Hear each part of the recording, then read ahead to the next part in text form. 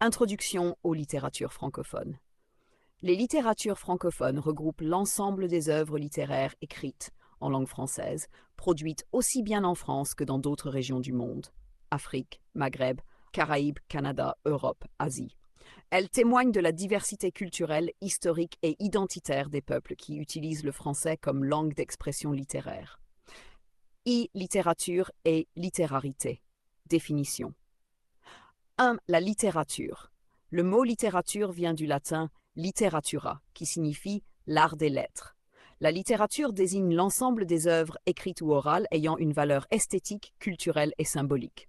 La littérature n'est pas seulement un moyen de raconter des histoires, mais aussi d'exprimer des émotions, de réfléchir sur la condition humaine, de critiquer la société, de transmettre une culture et une mémoire collective.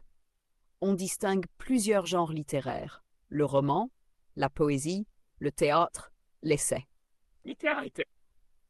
La littérarité est ce qui fait qu'un texte est considéré comme littéraire et non comme un simple texte informatif ou scientifique.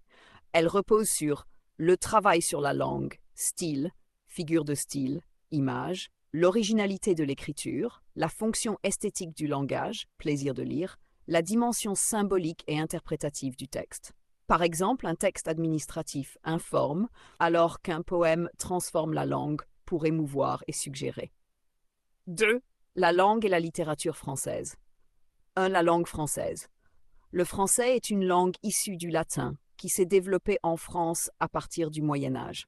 Elle s'est progressivement imposée comme langue officielle avec l'ordonnance de Villers-Cotterêts, 1539, l'influence des écrivains et des institutions, Académie française. Avec la colonisation, la langue française s'est diffusée dans de nombreuses régions du monde. Aujourd'hui, elle est une langue internationale, une langue de communication, une langue de création littéraire. Le français devient alors un outil d'expression pour des cultures différentes. 2. La littérature française. La littérature française correspond aux œuvres produites en France, reflétant l'histoire et les courants intellectuels du pays. Elle se caractérise par une grande richesse stylistique, une évolution à travers les siècles, des mouvements littéraires majeurs. Quelques mouvements importants: humanisme, Renaissance, classicisme, XVIIe siècle, romantisme, XIXe siècle, réalisme et naturalisme, surréalisme, littérature contemporaine. Cette littérature a longtemps servi de modèle aux autres littératures d'expression françaises. Les littératures francophones. Les littératures francophones regroupent toutes les œuvres écrites en français hors de France. Elles expriment souvent la rencontre entre plusieurs cultures, les effets de la colonisation, la quête d'identité, la résistance culturelle. 1. L'origine du mot francophonie. Le terme francophonie apparaît à la fin du XIXe siècle. Il désigne l'ensemble des peuples et pays qui utilisent la langue française. Aujourd'hui, la francophonie est linguistique, usage du français, culturel, création artistique, politique et institutionnelle, OIF. En littérature, la francophonie permet d'affirmer une pluralité des voix et des imaginaires en français. La négritude. La négritude est un mouvement littéraire et culturel né dans les années 1930. Il a été fondé par des intellectuels noirs francophones comme Aimé Césaire, Martinique, Léopold Sédar Senghor, Sénégal, Léon Gontran Damas, Guyane. Objectif du mouvement: valoriser l'identité noire, dénoncer le racisme et le colonialisme, réhabiliter la culture africaine et antillaise. Caractéristiques de la littérature de la négritude: poésie engagée, retour aux traditions africaines, affirmation de la dignité et de la mémoire collective.